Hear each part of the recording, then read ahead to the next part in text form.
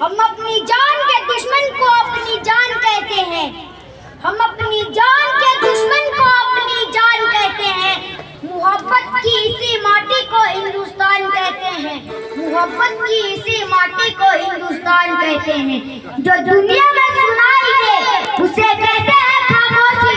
जो दुनिया में सुनाई दे उसे कहते हैं खामोशी। जो आंखों में दिखाई दे उसे तूफान कहते हैं। उसे तूफान कहते हैं। माननीय मुख्य अतिथि, आदरणीय प्रधानाचार्य, शिक्षकगण और मेरे प्यारे दोस्तों, आप सभी को मेरा प्यार भरा नमस्कार। मैं यशवंत सिंह आपके समक्ष राष्ट्र निर्माण उद्देश्य प्रेम उपलक्ष्य में अपने कुछ विचार आप सभी के साथ साझा करना चाहता हूँ। आजादी क्या है? आजादी का असली मतलब वही समझ सकते हैं जिन्होंने कभी गुलामी की हो।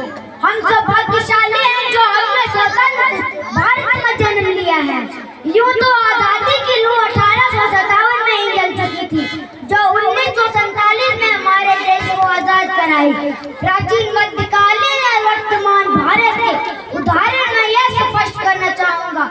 जब हम फिरंगियों के फेरे में फंस गए थे तो मेरे रंग के बसंती चोलों के कवाल पर टोलों के टोले उमड़ाते थे और उनके इनकलाब जिंदाबाद और हमारे वंदे मातरम के नारों से खून में आ जाने वाला 5 डिग्री का तूफान अंग्रेजों की सांसें जड़ा हिला देता था और 62-65 और 71 के में अपने सुहाग गवा देने वाली औरतें जब घर की हालात हो गए थे कि प्यार भी भरपूर गया, मांग का सिंदूर गया, नन्हे ननिहालों की लगोटियां चली गई, छोटी छोटी बेटियों की चोटियां चली गई, बाप की कमाई गई, भाई की पढ़ाई गई। एक कैसा विस्फोट हुआ पता ही नहीं चला। पूरे जिस्म की बोटियां ही चली गई, पूरे जिस्म की बोटियां ही चली गई। कहा जाता है कि हम दुनिया के सबसे बड़े लोकतंत्र हैं। जहाँ हिंदू पैदा होते हैं, मुसलमान पैदा होते हैं, बदकिस्मत से आज इंसान पैदा नहीं होते, आज इंसान पैदा नहीं होते। मेरे विचारों में ना हिंदुओं की जरूरत है ना मुसलमानों की जरूरत है।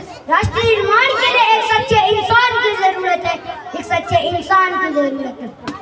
जरा सोच के देखिए, ये पेड़ पौधे और शाखाएं भी परेशान हो जाएं अगर ये परिंदे भी हिंदू और मुसलमान बन जाएं, अगर ये परिंदे भी हिंदू और मुसलमान बन जाएं।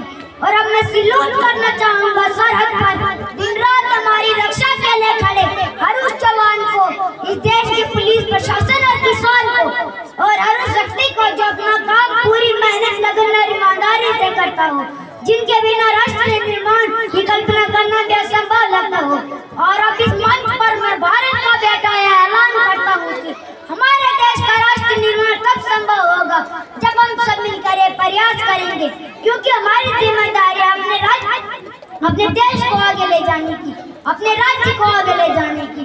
और अंत में बस यही कहना चाहूंगा कि मेरा हिंदुस्तान महान था, महान है और महान रहेगा।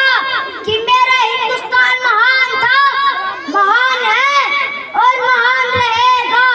होगा हौसला सबों के दिलों में, बुलाना तो एक दिन पाकिस्तान भी जय हिंद कहेगा, पाकिस्तान भी जय हिंद कहेगा।